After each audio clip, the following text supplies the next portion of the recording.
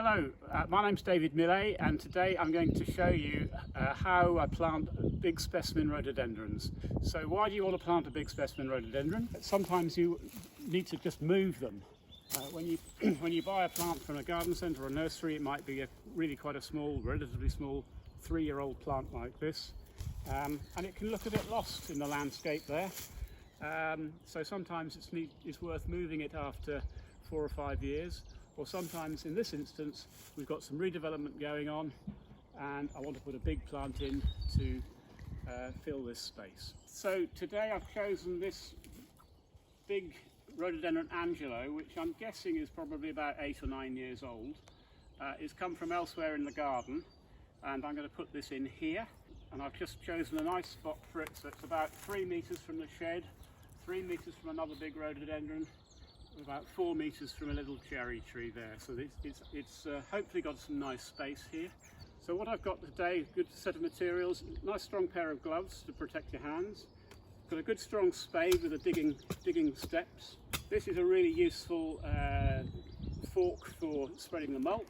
And I've got lots of homemade compost to plant the plant into. And finally I've got a nice bit of wood chip mulch here, which will be ideal for spreading on the top to prevent the weeds coming through and give a nice organic mulch for the rhododendron to root into.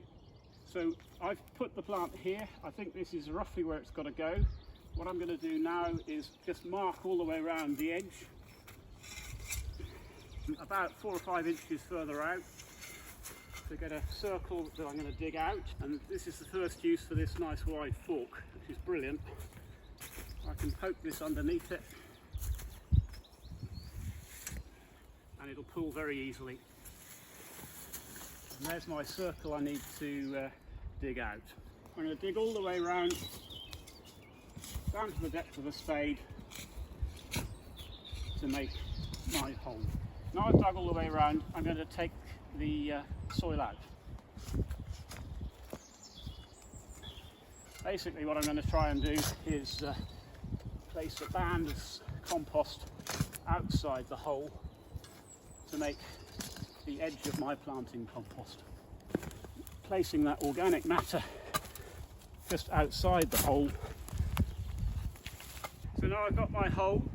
We know it's about 100 millimetres wider than that root ball all the way around, so there should be room for the plant to go in here. The depth I can check by the spade. It's about 3/4 the depth of the spade here, and if I put that in there, there's ample depth here.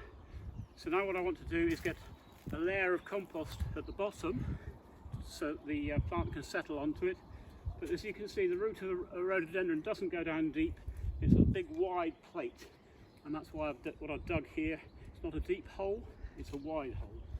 And what I'm going to do now is get some compost into here. And really there shouldn't be any economy with compost. So I put a good half barrow of compost into there. I'm going to spread that out, level it off, just check the level. I can see that's about right. And now we bring the plant back in. And I'm going to use my wide fork, almost in place. Now this is where you need to check the levels. We've got a level here, roughly the same height as the top here. What I need to do now is finally adjust it. So I'm going to spend a little bit of time rotating it, twisting it, lifting one side up, just so that the best side is facing forwards. It's leaning a bit to the left, so I'm going to just twist it around a bit. I think we've got a nice front towards the edge of the border here, looking vertical, so I think I'm happy with that now. Got some compost dumped here, plenty of compost is what's needed here.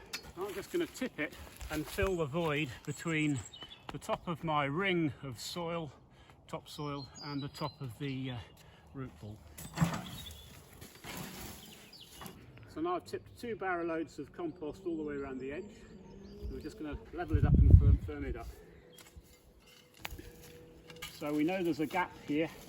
I'm just going to put my foot in and walk slowly around. That's not bad, but I think I'm going to put a little bit more compost on top as well.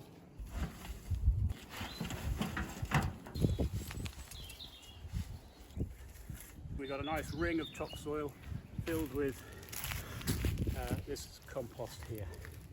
And that's really just about planting. So now what to do next? Need to get some fertiliser on there. So what I've got here is a slow release granular fertiliser, ideal for rhododendrons. A plant this size probably wants a couple of handfuls. Make it 3. There we go.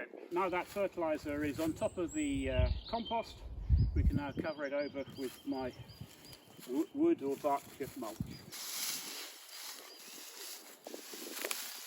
And this is really to just tidy it all up, give somewhere for it to root through in years to come and stop the weeds coming through. So there we are, one finished rhododendron specimen planted in the ground, quite a bit higher than the surrounding ground, but it does enable the roots to come out. It's nice and high in the ground, it's going to get the aeration, the drainage that it needs, and then we've covered it with wood chips, but bark or another compost would be good as well. Now the time to be planting or moving a big plant like this is basically from late September, ideally by the end of March, but you can do it through the spring as well, providing that you put enough moisture onto the plant and keep it nice and moist through the growing season. It's taken quite a shock to move this, so plenty of water is recommended for the first season. This is Rhododendron Angelo, and this will have nice white flowers during the month of May.